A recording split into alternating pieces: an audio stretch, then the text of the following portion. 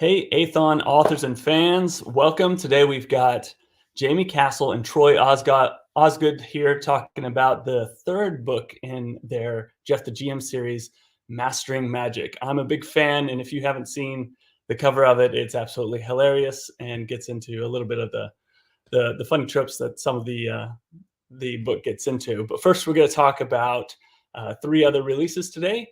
First one up is First Step in the Cultivator Verse System series. This one is interesting. Someone basically going against the lit RPG trope as far as the main character. I'll go into the quick description. Screw the system. I just want to cultivate. Longfang is stranded in a foreign world where proper cultivation has been replaced by annoying blue screens. He is confused and alone, but not for long. Completely ignoring the system, he forms a wholesome sect of followers to spread cultivation across the wild world. Blue screens do not take kindly to rejection, however, and Longfang's stubbornness soon finds him pitted against increasingly dangerous foes. So this is a little unique take on the lit RPG system if y'all want a little bit of a different change to that genre, which I love the unique takes on different lit RPG setups. Next up, we have The Hollowed Conspiracy. This is book 2 in a military sci-fi series that's been pretty popular by T.E. Bakatis. The war with the mutes might be over, but the war to protect Dios has just begun. After Grant Riven and his fellow Hollowed saved Dios from the mutant threat, Grant retired with more money that he could possibly spend. He never planned to go to war again until he learned Cloud9 engineering was still mutating innocent people in hopes of creating more like him. So, quick clarification, mute is not mutes as in people, it's short for mutants. Important distinction. But the first book got some great reviews, so take a look at that one. And if you've already read that one, there's the second one for you today. Next up, a box set, The Stone World Saga. This one is post-apocalyptic survival. The world ended once. She won't let it happen again. 8 years ago, the world as we know it ended. Now, the last U.S. government stronghold has sent a military recon team from Camp David to the bombed-out city of Seattle. But the mission turns deadly when a horde of horrifying mutant creatures are released onto the street. So that's a 4-book box set. You always get a good bang for your buck there. And then now we have the pleasure of having Jaime Castle and Troy Osgood to talk about Mastering Magic. Welcome to the show, announcement, whatever we call this. Welcome to the show. My graphic is kind of cutting off your name. Jaime Castle, also Steve Bowyer, also. I've just called me Asshole from now on. I like that. Asshole Steve Bowyer. So, tell us a little bit about the world of Jeff the Game Master. The world of Jeff the Game Master is a VR MMORPG, virtual reality massive multiplayer online role-playing game. God, that's hard to say. We made Nick Padell say that once or twice in the series, and it was strictly to make Nick Padell have to say that. We did that a lot. What do we have? We had Delgathanarand the Bloodied, which we used several times. It was like a joy for Troy and me to come up with crazy things for him to say. We've got a dwarven world called Neil Helliger. How do we even say it? The Helligerins? Yeah, something like that. It wasn't Neil Helliger. It was like Helligerins, just to throw Neil Helliger's name in there because he's one of Troy's narrators. So the world is the VR MMORPG. Jeff is a game master, and his only hope in life is to eventually be able to play Hard Rock Data's best-selling game of all time, which is Infinite Worlds, which just for poops and giggles was originally called Lands of Infinity. And when Rhett Bruno looked it over for the first time, he went, just so you know, every time you abbreviate this, it looks like LOL. Capital LOI looks like all lowercase LOL. So He made us change that, which I'm actually glad he did. So it's Infinite Worlds, and Jeff plays as a GM for the first few chapters of the book, and then a thing happens, as it often does in Lit RPG Game Lit, where Jeff is introduced as a player in the game, but he's definitely not your typical player. So that's the world. That's the joy of it. He lives in Fort Lauderdale, Florida, which is just because I have such an intimate knowledge of that hellhole of America. So, yeah. You got anything else to add, Troy? No, it was just kind of fun to a lot of things that are fairly tropey in MMOs we're played around with in here. You know, a lot of guys talking about grinding and raiding and, you know, sitting there having to go through a raid 30, 40 times until you actually get it right. Yeah. Troy and I have a shared history of being Ultima Online fans, which Ultima was really probably the first MMORPG ever to exist. If it wasn't, it was the first one that mattered, right? You kind of had UO, EverQuest that were sort of back and forth. EverQuest was a little more of the visually appealing MMORPG, but then UO had its own charm of being this sort of 3/4 bird's eye view. And then he and I both played World of Warcraft for many years. Now, we didn't play these things like together. We didn't know each other at the time, but we've shared a love for those things for many years. And so I think, readers would very, very easily recognize, even though the books take place 20 or so years, if I'm not mistaken, 20 or so years in our future, oftentimes people go, this is WoW. And I don't know that WoW would be, but like that was the joy of it. It was our love for WoW that made us write this world. And to be honest, I don't think there's a future MMORPG out there that's going to really capture the hearts of players like UO and World of Warcraft did. We keep getting new ones, and I don't know about you. Yeah. I haven't seen that joy re-sparked yet. No, I keep going back to World of Warcraft and Ultima Online all the time. Yeah. Just nothing else holds the interest as much. So, question for either of you. Did either of you work in customer service? Because reading the first book, I feel like I really did sort of bond with Jeff, because this seemed like a customer service hell that he had to go through. Because I guess pretty early on in the book, he becomes the only game master, as in basically the guy going around doing technical problem solving technician for the entire massive popular game. But anyone who did any type of customer service is like, I feel this pain right now. Luckily I never did. I never had to. In my life, I have worked in 36 fields of employment. And when I say fields, I mean, I was a cook at a restaurant and I was a server at a restaurant, but I only include that as one field of employment. As a musician, pastor, I always had to find something to do to make money, because neither of those things make money. So I had to always pay the bills. So I had plenty of customer service. I mean, between serving,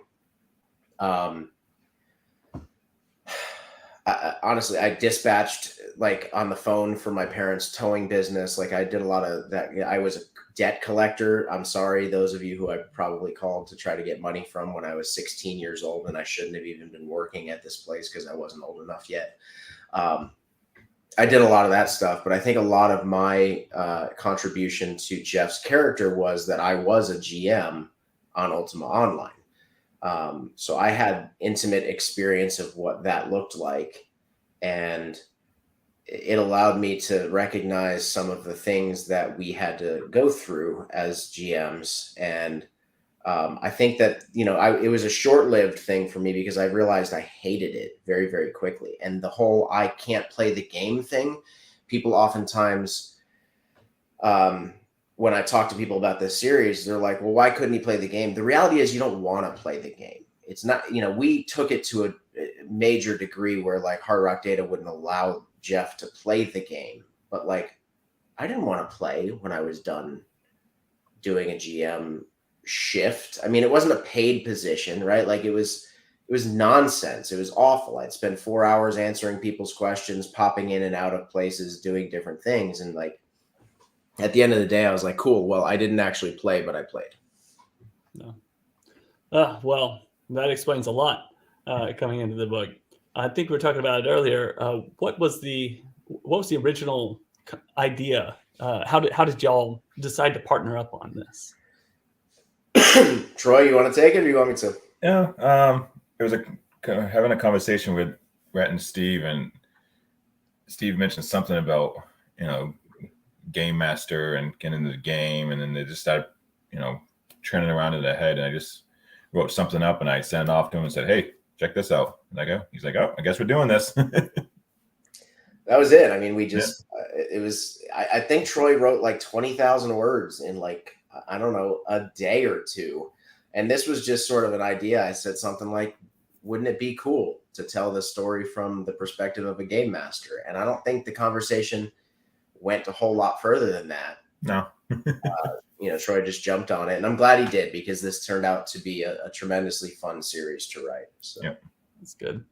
That's good. I love the cover of Mastering Magic. I think of Athon's covers, it is one of my top favorites. Oh, yeah. Sure.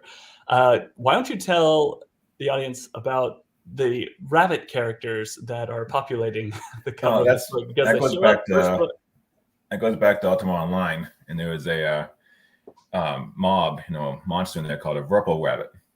So it just was kind of playing along those, and then also the love of Monty Python and the Holy Grail. So it's a small amalgamation killer of rabbit. Oh man, yeah, that's funny. Yeah, so we both have our pets. Little Vorpal rabbits. Yeah. So the kind of combination that Ultima Online had the Vorpal rabbit, which is not in the game. It's not a very vicious thing. It just runs around and it's very fast, and you have to try to chase it and kill it. And then you get a good reward for it. And then Monty Python obviously had the killer rabbit, so just kind of combine those. Yeah, that was there's every day. I mean, of course that's an exaggeration, but very often Troy and I will message each other memes of murderous rabbits. And recently there was one that I think he said something like, "God, I can't believe we didn't put this in." Yeah, somebody put a bunny costume on a cat, so you see the cat's head, and it looks like the rabbit's walking around. And one of them, they were holding a knife. I'm like, damn it, why didn't we do this? But book 3 was fun because it really kind of hovers almost entirely around the threat of the Vorpal bunny. And I don't know, honestly, that was our intention going into this series. I don't think that the Vorpal rabbit nearly played the role in our original kind of insertion of that mob. And then by the time book 3 came around, both of us were like, the bunnies are where it's at. That's the whole thing here. We need the bunnies. So it's like the bunnies have become like the shadowy, spidery menace, and it looks like the giant evil spider queen has taken the form of a giant evil Vorpal rabbit. Cute. You never expect these cute little fluffy thing to kill you. Yeah. So we've got everything from the mega bunny, right? He's the mega rabbit. We've got the mega Vorpal rabbit. We've got hypnotic. I mean, they all have different powers here in this book, and so Jeff and crew have to navigate the waters, so to speak, of all these different kinds of rabbits. Well, it's decided next time we play D&D, Steve, I'm going to include a swarm of rabbits. Yes. Next time we play D&D is tonight, by the way. So I hope that is true. It's true. So I'll try and I'll find some way to get in there. It's too good of a element for a story in a D&D setting. So tell us about some of the projects that y'all are currently. Well, Steve, pick one of the 15 projects you're currently working on. But Troy, why don't you tell us one of the projects you're working on now that this is wrapped up? I just finished up Sky Realms Online Book 6. Oh, yeah. So the final edits on that are all set, so that's off. And I'm about almost 3/4 of the way through Battlegrounds Online 3. Battlegrounds Online and Yeah. Sky Realms, 2 series he's been doing ongoing. Check Yeah, those out. that will actually end every series I'm working on now. All those will kind of be done, which is kind of a weird feeling to be completely done with them all. Mm-hmm. But then the next thing after that will be. Do you want to talk about that now, Steve, or wait? We can discuss it, sure. So the next thing that's coming up is called The Last Free Shard, and it's another book with Steve, and that's basically a love letter to Ultima Online. Oh, Yeah. there you go. There was a thing. As a matter of fact, when I said that I was a GM, I wasn't a GM for Origin. Origin was the company that made Ultima Online. Ultima had this really unique thing that was not legal by any stretch of the imagination, but you can hack the game and create what's called a free shard. There were thousands and thousands of free shards during 1994 to 1998 or so. They still have them too. They do still have them. They were a huge deal. God, I need to play. Right, I kept thinking that too. So when you have a free shard, there's a group of devs that run it, and so we didn't call ourselves GMs, we called ourselves devs. But it was the same concept. We had our GM tools, we popped in and out, but everybody could play for free. So that was the joy in the season of time when you were. I was young. Troy was a little older than me, I think, but I was probably between the ages of 14 and 20 or so when I was playing UO, and I didn't have any money. I mean, the $20 a month, whatever it would break my bank. So I played UO on Origin for quite a while, but then I was like, I got to do something else, and I discovered free shards. So Troy and I had the idea to write this next series about the last free shard. Cool. And so, the story is still in flux as far as we're concerned, but we have sort of the idea, basic premise, and then, of course, for him and me, the title sells it. I don't even care what the book is. Like, just the fact that it's such an homage to a period of time that I consider to be one of the greatest gaming periods of my life. Yeah. I can't wait to get into it. Fantastic. Well, looking forward to that series for sure. And then Steve, you have a mountain of other projects. Anything of note to talk about? What's the next one to be released? Yeah, I'll probably talk about just the next one. So the next one to be released is Cold as Hell. That comes out on May 24th. That is the first book in the Black Badge series. The Black Badge started with Dead Acre, a novella that's free on Audible Plus, narrated by the legendary Roger Clark, a.k.a. Arthur Morgan from Red Dead Redemption 2. Dead Acre was such a smash hit, despite the fact that it was a mashup of fantasy and Western. It's called Weird Western, that Rhett and I kind of could not avoid writing it. And not that we wanted to. I mean, it's probably one of the most joyful experiences of my life to write James Crowley. So that's the next project that is coming out. What I'm working on right now is a amalgamation of. I'm writing 13 books right now. I'm an idiot. So no, don't have to tell me. No, Dead Acre is by far one of my best Athon publications, which is technically it's just Audible. It's just on audio right now. So if y'all have an Audible subscription, or even if not, go check out Dead Acre. And Christopher Morgan, who's joining us, very much is looking forward to Battlegrounds by Troy Osgood. Thinks it's your best solo. Oh, Bard of Today. What's up? So I'll say this. I think I agree. Battlegrounds Online. It's my favorite thing Troy's done. I think book one brought me into that Call of Duty lit RPG angle that nobody else has done. And if they have, I've not really seen it. And Neil Helliger's narrated it, and he is absolutely captivating narrator. So I agree. Love that book, man. Fantastic.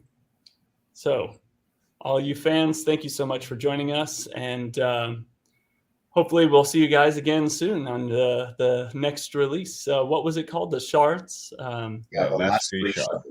The Last Free Shard. The concept sounds fascinating, so I'm looking forward to it. Thank you for joining us today. And thank you, authors and fans that have listened in. Go check out some of our new releases today.